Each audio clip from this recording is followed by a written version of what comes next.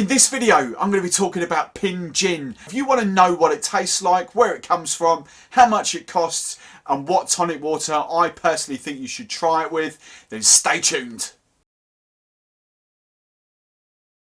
Hey gin fans, and welcome back to yet another one of my videos. In this video, we are talking about, let's make sure the light's on it, there we go, Pin Gin.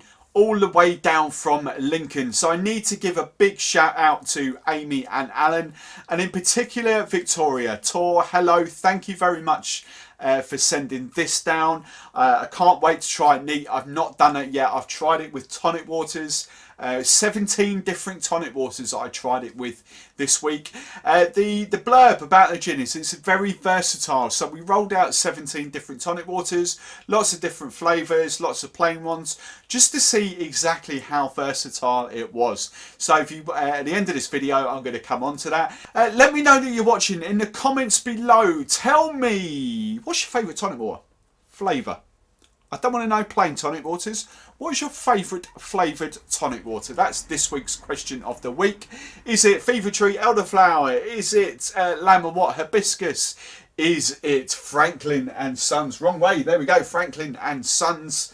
I've moved them this week. Franklin's and Sons, Pink Grapefruit and Bergamot. What's your favourite flavoured tonic water? Let me know in the comments below. Give me a thumbs up. So let's crack on. Tell you about this gin. Pin Gin started its life June 2016. So at the time of shooting this, September 2018, just over a couple of years old.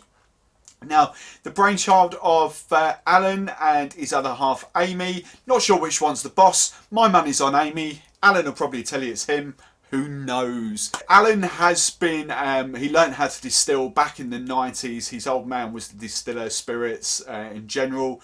But Alan wanted to, when we came around 2016, wanted to do something for himself. Gin was obviously in a massive boom, hence this was born. Now, this, I haven't tasted it neat, but I know it's amazing gin, simply because of all the awards it's already won. We've got the IWSC, I think it's got silver for best for gin and tonic, one of the best gin and tonic drinks. It is cracking in that. We've got loads of other awards that they've already been awarded.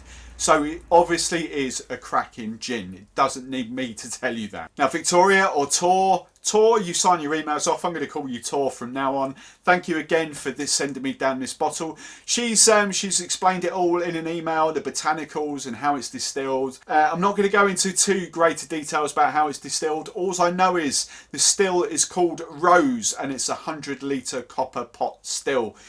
So quite small batches in that kind of regard. If you like the sound of the gin after I've reviewed it and tell you what I think works well with it, if you want to go ahead and buy it, it's actually not a bad price in the grand scheme of things. It was a trade that I looked at, but it was Master of Malt online. That's where the website directs you to as well, Master of Malt. My trade price is, including VAT, just over £30. So I'm guessing it's not going to be too far off that for you guys at home, maybe £32, £34. So get on masterofmalt.com and you'll be able to pick up a bottle there. Now let me tell you about the botanicals, because I'm really excited about this, because for the first time in a long while we've got a gin that doesn't use the devil botanical. Yes, I'm talking about coriander. There is no coriander in this. I hate coriander. It's a herb, it's a thing on curries or whatever. I genuinely don't like coriander. Quite a few gins, because I hate it so much, quite a few gins I can actually pick it out. It does kind of mask itself in a lot of gins as well, but no coriander in this. Well done, guys. In that sense, when we're comparing this to a London dry gin, which it's definitely not, we've got quite a few different botanicals going on there which appeal to me and my palate.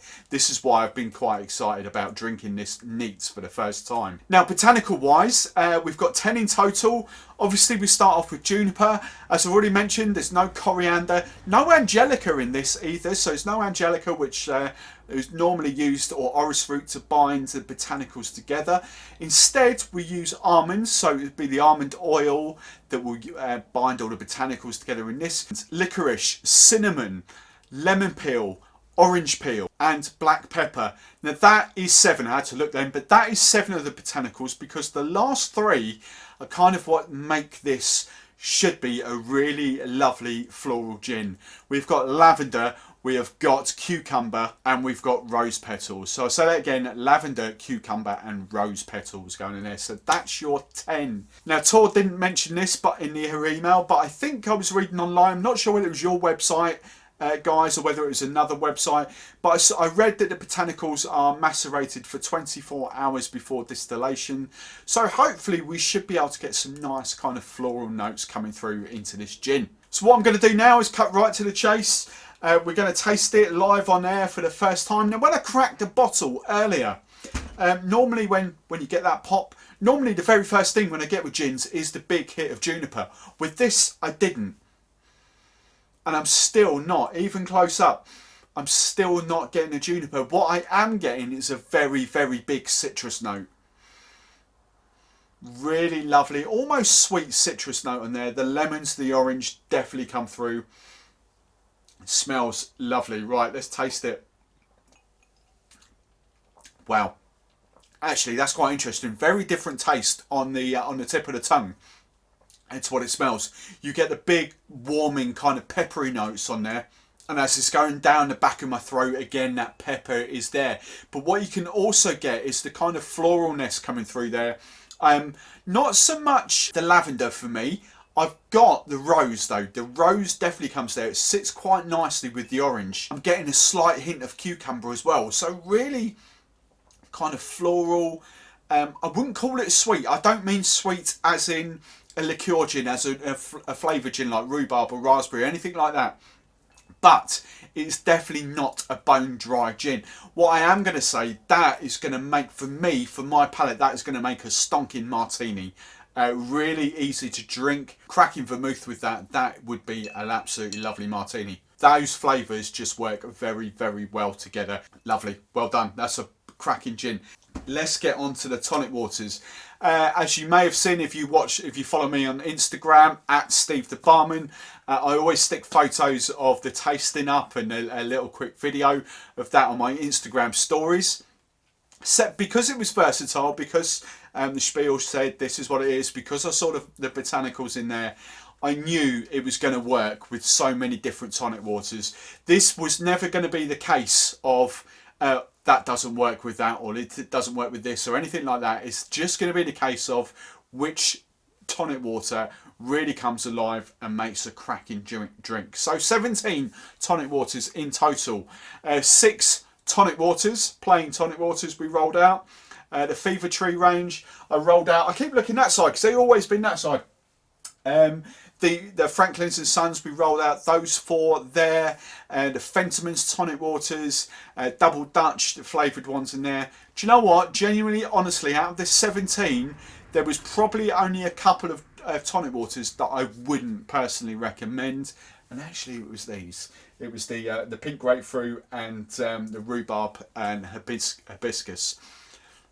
They weren't horrible. They just weren't my favourites. The Double Dutch cucumber watermelon I thought was a bit too sweet. That's as far as we get though. Everything else, very, very nice. So my tonic water, out of the 6 tonic waters, you can see it sitting there. My out and out favourite was Schweppes 1783 Crisp. That was just the pick out of the 6. For me, the bottom one out of the 6 was actually Fever Tree, which is quite interesting with what I'm going to come on to next. So, second place for me was Franklin's and Sons, that one there. That worked very well. Fentiman's worked very well. Fentiman's Connoisseur Tonic Water worked very well. In second place for me, out and out second place, I really loved that. That just worked very well. That's Fentiman's.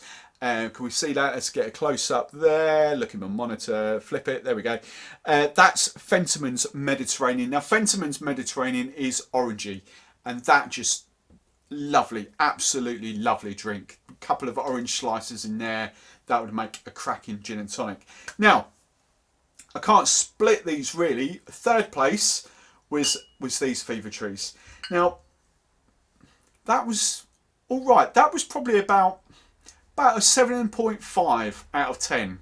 These two, 8.5s out of 10. They were really, really nice. Elderflower, lovely. If you like the kind of elderflower, that works very well with the floral notes in that gin.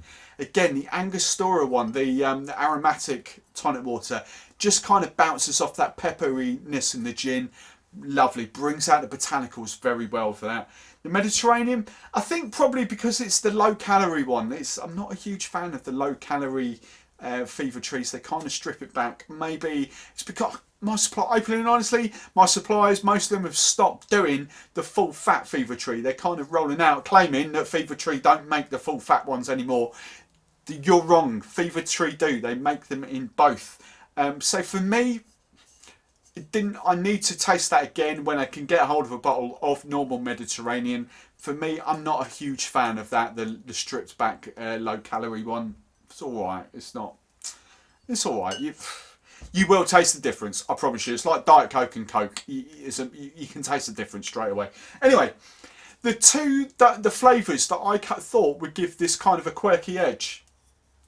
Schweppes 1783, you might not have seen me, I'm not quite sure when I featured that one last. That's their crisp cucumber. Is it crisp? What are they calling it? Quenching cucumber tonic.